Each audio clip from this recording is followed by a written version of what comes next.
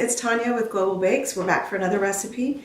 Today we are going to make a caramel sauce, and I know what you're thinking. I can just buy caramel sauce at the grocery store. I shouldn't have to make my own. But once you make your own and you see how easy it is and how long you can keep it in the fridge and all the different uses for it, you're going to want to make it by yourself. It's really not hard. I know caramel seems a little bit intimidating. It seems scary. One thing that I do want to warn you about is if you are cooking with kids, you want to be really careful because sugar gets super, super hot and it will burn if it touches even a little bit of skin, blisters, burns. So you want to be really careful when you're working with sugar. We are going to caramelize our sugar, and one of the things that you need to know before you start making caramel is get all your ingredients out and ready. You want to have them all measured, everything ready to go in, because you have to work really quickly when you're working with caramel. As soon as it comes off this heat, we need to add the last ingredients. If we don't do it right away, things don't mix in appropriately, they don't get really smooth. So you want to make sure everything's ready to include your cream and all your other ingredients. I'm going to link the recipe for this in the description box below, so make sure you check that out on the blog. Okay, so the first thing we're going to do when we start making our caramel is we're going to take our sugar, pour it right in the center of the bowl. You want to keep your sugar away from the sides, and this is mostly to prevent the sugar granules from sticking on the side and causing caramelization or causing crystallization. If a little bit of your caramel crystallizes, then a lot of it will crystallize, and it's not bad to eat, it just doesn't taste as good because it's not going to be smooth. It's going to have those little granules of crystal. So keep that in the center. We're going to take just a little bit of water. It's only about a quarter cup, and I'm going to pour that right into the pan, right around the edges. And then I also use, this is to help keep the crystallization from happening, I use about a tablespoon of light corn syrup. And I'm just going to dump that right in there with the sugar and water. That's going to help keep that crystallization down, so you hopefully won't have that problem. Now I kind of take my finger, and I know my pan is not on, and I told you this gets really hot. I'm doing this before the pan gets turned on. So I'm kind of mixing that water in, getting all of the sugar wet so that it doesn't clump,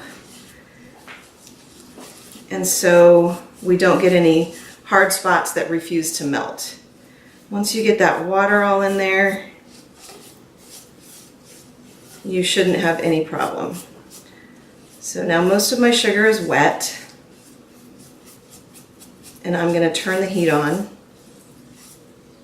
Okay, I'm going to use kind of a medium-low setting. I don't want to go too hot because sugar does go really quickly from just white sugar to a burned mess. So I'm going to keep it on here. It's about 3, the temperature is about 320. It's going to take just a minute. Now I don't stir the caramel. You want to just let the caramel do its thing. If you do need to stir a little bit, you can move your pot. Right now it's just working on melting. So we're going to give it a second. We're just going to leave it alone. We're not going to mess with it. That water and the cornstarch is going to keep it from sticking. A couple different ways you can use this caramel sauce is spoon it over ice cream. You can heat it up a little bit, put it over ice cream. You want to make a banana split. I've used it as a filling for chocolate cake before. It's delicious with apple pie cupcakes, just drizzled on top.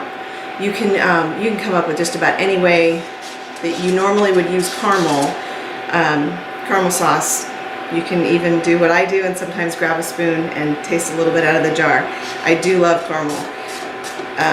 Another thing you could do with this is you can whip it up with a little bit of butter, just maybe a tablespoon or 2 of butter with a half a cup or so of caramel. Whip that until it's really, really smooth and light, and you have a caramel ganache that you can put inside of macaroons or wherever else you need a filling. So you can see the sugar is starting to bubble. You don't have to worry too much. It's not going to burn right now, so we're going to let it cook, and it's dissolving. You can actually see the bottom of the pan right now. It's really important when you're doing this to use a light colored pan. If you use a dark pan, you're not going to be able to see the color of the sugar, and you might burn it more easily. So the lighter pans are always better for this. We talked a little bit earlier about getting some caramelization or getting crystallization on the sides. If you get any sugar, In order to prevent that, you can just use a brush with a little bit of water, and you just brush down right along the sides. Adding that little extra bit of water is not going to hurt anything. That's going to keep the sugar from going up the sides and crystallizing. And you can do that as many times as you need to if you start to see any granules on the side. And I'm just giving it a little shake, just moving it a bit so I can still have a little bit of sugar that needs to dissolve.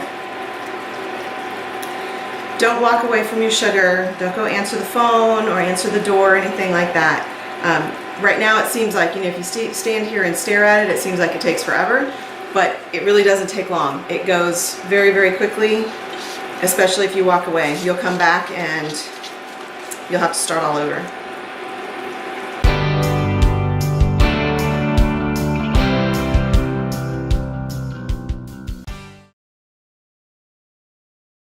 This pan is a little large. It might seem a little large when you're watching in the video. You can see around the edges that I have some sugar that's not melting yet. And that's because of the distribution of the heat. So that's why I'm shaking it a bit. I'm kind of letting it move around. You can kind of start to see a little bit of an orange tinge to it. But what I wanted to say is the reason I'm using a bigger pan, even though I do have the edges that are taking a little bit longer to get hot, is because once you add your cream, this is going to froth up. It's gonna expand quite a bit compared to what we have in the pan now. So it doesn't seem like we have much in the pan, but you want to be careful. Make sure you use a pan that's several times larger than the amount of caramel that you're making, so that you don't have it froth up onto your hands or anything else. Now right now we just have a little bit of kind of a honey color to our sugar. That's not quite dark enough, but now everybody takes their caramel to a different level of doneness. Some people will stop when it's kind of still a little bit light. This is way too soon. You don't want to stop yet. But some people will take it right to the edge, and the more you brown it, the more caramelization there is, the more of a bitter taste you're going to get. But some people really like that bitterness. I personally love the bitterness, so I will take my caramel a little further than some people. And sometimes that works with recipes, sometimes it doesn't. So you just have to know kind of what you're going for. This still needs just a little time. And you see me turning the pan to get heat to different areas. Keep the sugar moving.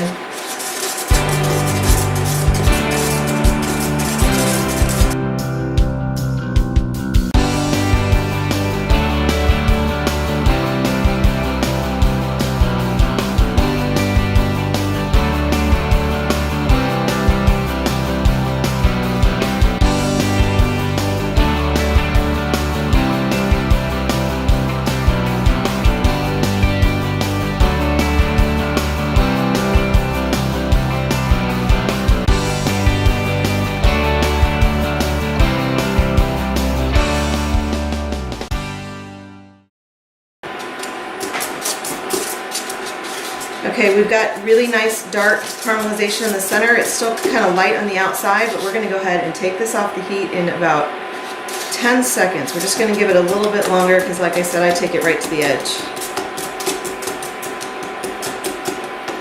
All right, we're going to take that right off of there. Now we are immediately going to add our cream and get our whisk. Like I said, this is going to froth up, so be ready and stand back.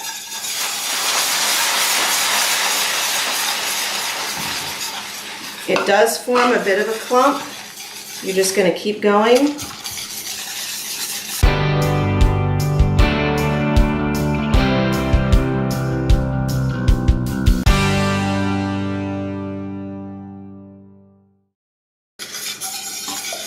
Okay, we have got the cream completely incorporated. Now I know it looks really thin. It is going to thicken up. We are going to add about 2 tablespoons of butter. This is going to give you a creaminess. You can do it without the butter, but it just makes it just luscious and creamy. I'm going to add however much salt you want. I'm going to do 2 pinches.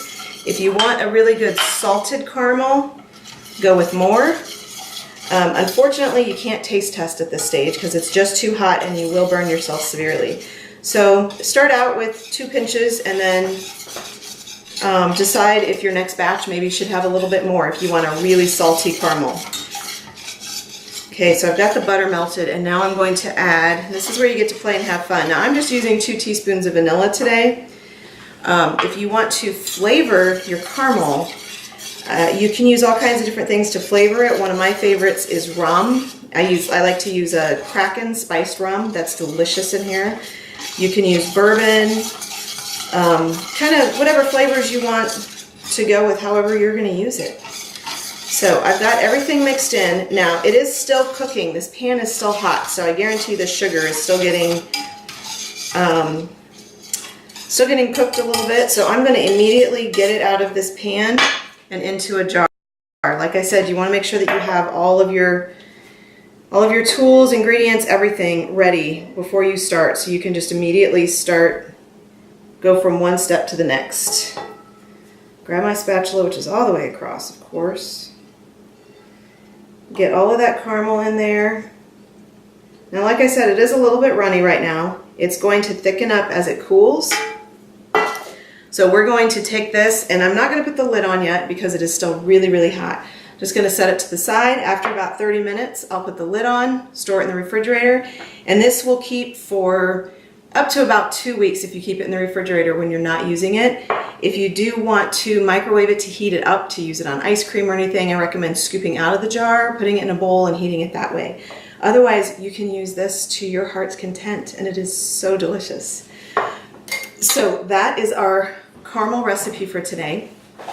If you like this video, make sure that you like and subscribe and hit the bell button so that you get notified every time we post a new video on Global Bakes.